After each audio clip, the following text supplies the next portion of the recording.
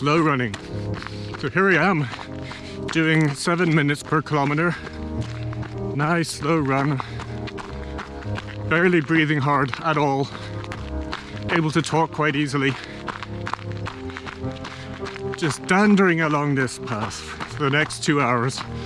This is the most important type of running to do. Very low stress, very low impact on the body, but a very important effect on your body's metabolism. When we train our bodies, we put our bodies under a certain pressure, and our bodies respond by becoming better at the thing we're doing. That's the whole point to training. So during a slow run, the body's under a small amount of pressure to use its fat reserves efficiently. When you walk or run at a very slow pace, the body is still driving most of its energy by burning fat. And this is what we want to train it to do. Better, more efficient at burning fat for long periods. Your body has two energy stores, fat and carbohydrate or glycogen. Fat is our bunker fuel. We have a lot of fat, but it burns slowly. Glycogen is our high octane aviation fuel. We have a limited supply of it, but it will give us a lot of energy fast. If you're metabolically unfit, you can only gain a small amount of energy from fat. As your physical effort increases, your body must start making its energy from carbohydrate in the form of glycogen to make up the difference. And over an extended period of time, your glycogen stores can start running out. But if you train your body to become more metabolically fit, you can increase the amount of energy coming from fat. This means that you need to use less carbohydrate over time. Your endurance will last longer.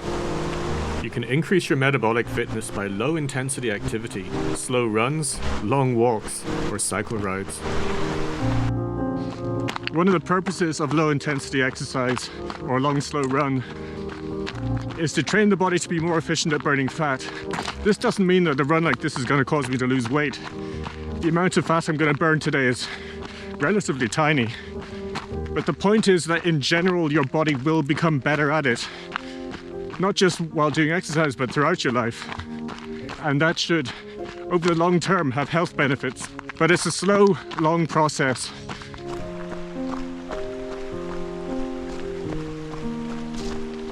Now, if you think, well, my ambition is to run fast, I want to run a fast half marathon or a marathon, this does not apply to me. What we're addressing here is the basic energy system of the body. If you improve that, it will lift up everything above it. If you're deriving more energy from fat, that makes more carbohydrates available when you need it. You might think that running this slowly is very boring, and it's true, it's not exciting. There's no adrenaline rush, there's no thrill, but it is beautiful to take your time, go for a long way and just enjoy nature. I really have the time to take everything in. Look at it, it's a palace.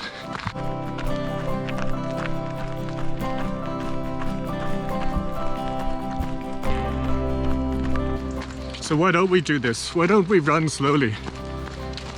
Well, if you're like me, you probably went to a school or joined a sports club when you were young, where you were told that you needed to work hard, you needed to really push it.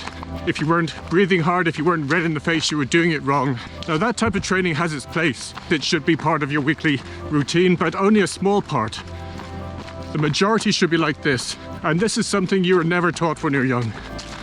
Or at least I wasn't. Look at this, look at all of this.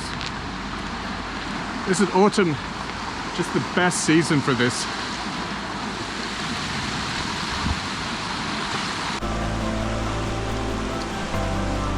So peaceful here. This is something else that a good slow run can bring you. Really out into nature. To lovely quiet places where you can really let go of your stress. Low intensity training is how you lose stress. Find the quiet, lonely places. Let everything go.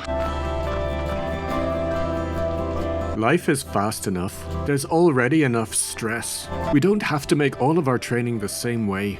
You can also slow right down. Look around you and make these moments live forever.